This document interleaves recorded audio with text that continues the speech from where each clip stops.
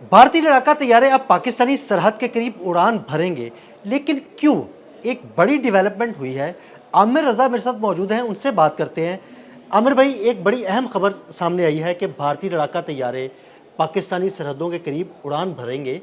ये अहम डेवलपमेंट क्या है? आखिर ऐसी क्या वजह है कि वो पाकिस्तानी सरहदों के करीब उड़ान भरेंगे? जी बिल्कुल, आपने सही कहा। इसमें सबसे बड़ी बात तो ये है कि नोटम जारी हो गया है कि कोई नो फ्लाई ज़ोन का, और इसमें कहा गया है कि इंडियन एयरफोर्स जो है वो अपने जहाज़, जिसमें राफेल शामिल है, Su-31 शामिल है, इसके अलावा MiG-29 शामिल है, उनकी परवाज़ें जो है पाकिस्तानी सरहद के साथ करने लगा है।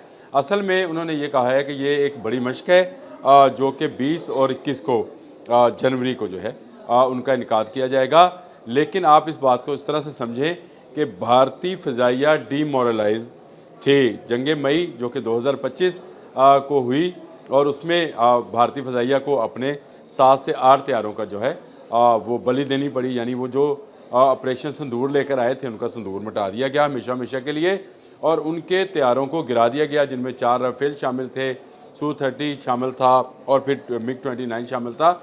ये तमाम जहाज़ उसमें शामिल थे जिनको गिराया गया, और उसकी डोनाल्ड ट्रंप ने खैर ढंडोरा भी खूब पीटा। और उसके बाद से उनकी फ़ज़ाइया जो है वो एक ऐसे फेज़ में आ गई जहाँ पर उनका मॉरली जो था फ्लाई करना बन नहीं रहा था। दुबई में एक शो होता है, और उनका तेजस जो है, जो उनके पिछले 40 साल की एक तहकीक का समझे कि हासिल था, वो गिर जाता है। उससे उनको वो मज़ीद डीमोरलाइज हुए। इससे पहले 2024 में भी राजस्थान में तेजस गिर चुका था। तो उनके लिए ये बड़ा ज़रूरी था कि वो कोई ऐसी मशक़ें करें जिससे उनकी जो फ़ज़ाइया है उसका उसका मोराल बुलंद हो। यानी अपने फ़ज़ाइया का मोराल बुलंद करने के लिए अब जंग तो ये कर नहीं सकते हैं, अब ये सिर्फ मशक़ें कर सकते हैं।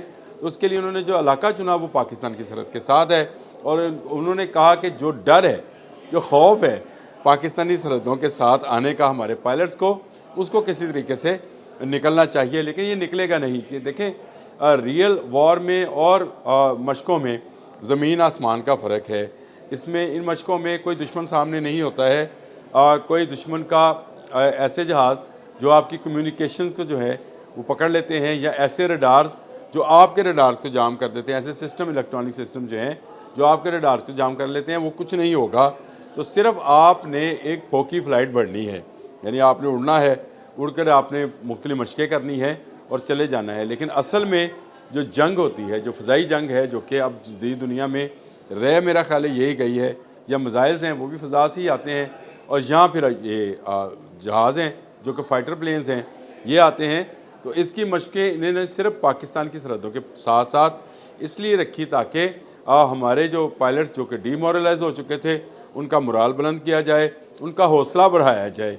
तो हौसला बढ़ाने की ये मशक़ें हैं, लेकिन ये किसी काम आने वाली नहीं है। आमिर भाई, मशक़ें तो वो पहले भी की, इस तरह की कर चुके हैं। उनके तैयारे पाकिस्तानी सरहदों के करीब उड़ते भी रहे, मशक़ें भी की, लेकिन जंग मई में क्या हुआ? उनको जूतियाँ ही पड़ी। जी देखें, ये जो है जंगें जो हैं, आपने बिल्कुल सही कहा। मैंने जब ये लफ्ज़ बोले तो मुझे समझ थी कि आप ज़रूर इस पे बात करेंगे।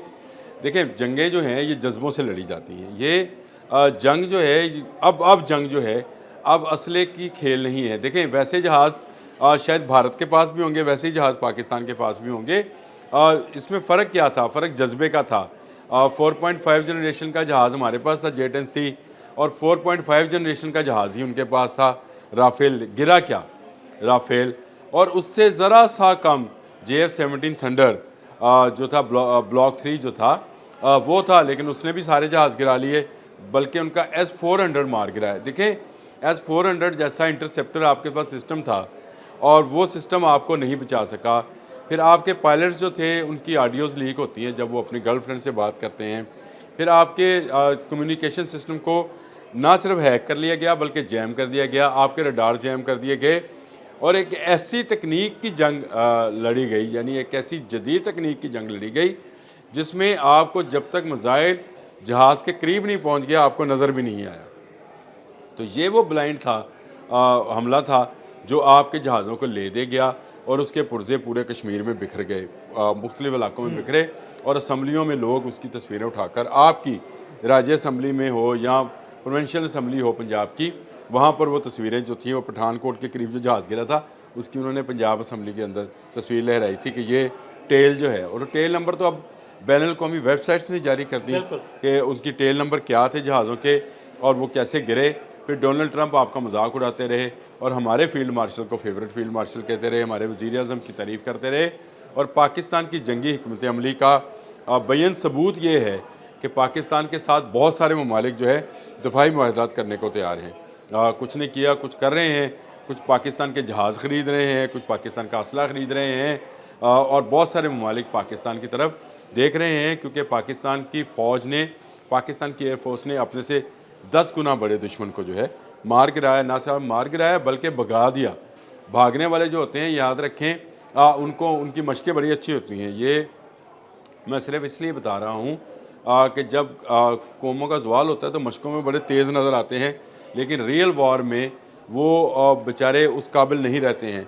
उनका मोराल उस तरह का नहीं है, उनका जज्बा उस तरह का नहीं है। वो जज्बा शौक़ शहादत जो है ये पाकिस्तान आर्मी और पाकिस्तान फ़ज़ाइया में, वो कहाँ से लेकर आएंगे? देखिए, चाइनीज़ एक्सपर्ट ने बड़ी अच्छी बात की थी। उसने कहा था सारी चीज़ मशीन नहीं होती, आपका जो अंदर बैठा इंसान है या बाहर बैठे जो उसके, आप उसको यूँ समझ लें थिंक टैंक्स हैं, वॉर थिंक टैंक्स जिनको बोलते हैं, वो जो हिकमत अमली बनाते हैं, वो बहुत मैटर करती है। जंगों में ये चीज़ें जब आमने सामने आती हैं उस वक्त पता चलता है कि इंसान आज भी मशीन से सुपीरियर है।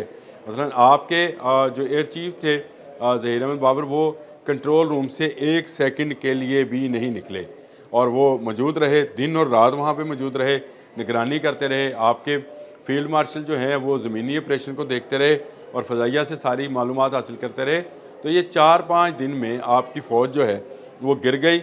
अब उसका मुराल बुलंद आप इस तरह से करना चाहते हैं कि शायद पाकिस्तान की सरहद के साथ आप जहाज़ उड़ाएंगे तो मुराल बुलंद होगा, नहीं होगा। आप जब तक अपने आप को जो है ये नहीं कहेंगे कि हम किसी दूसरे मुल्क पर हमलावर नहीं होंगे, हम अपना दिफा करेंगे। देखें, दिफाई फ़ौज हमेशा जो होती है उसका मुराल बुलंद होता है, क्योंकि उसके अंदर जज्बा ये होता है कि वो अपने वतन का दिफा करने जा रहे हैं। और जो ऑफेंसिव होते हैं या हमलावर होते हैं, उनका मकसद ये होता है कि वो लूट मार का बाजार गर्म करेंगे और जगह हासिल करेंगे। ये देखें, बैनुल-अक़वामी तौर पर जंगों का यही नज़रिया है। रशिया अगर अफ़गानिस्तान में आया तो किस नीयत से आता? अमेरिका अगर वियतनाम पे गया था किस नीयत से गया था? इसराइल गज़ा में गया है तो किस नीयत से गया है? वो उस जगह को हासिल करना चाहते हैं। उनका जज्बा और गज़ा में लड़ने वाले निहत्थे बच्चों का जज्बा जो है, उसमें ही ज़मीन आसमान का फ़र्क है। और आपको नज़र आया है टैंक्स के सामने ऐसे खड़े हो जाना जो है। और बांग्लादेश में जब ये तब्दीली की बहार आई तो उसमें आपने देखा कि स्टूडेंट्स किस तरह टैंक के सामने खड़े थे, बम के सामने खड़े थे, गोला बारूद के सामने खड़े थे। ये वो जज्बा है जो कौमों में दिफा के हवाले से पैदा होता है। पूरे का पूरा पाकिस्तान जो था वो उस वक्त दिफा में एक था।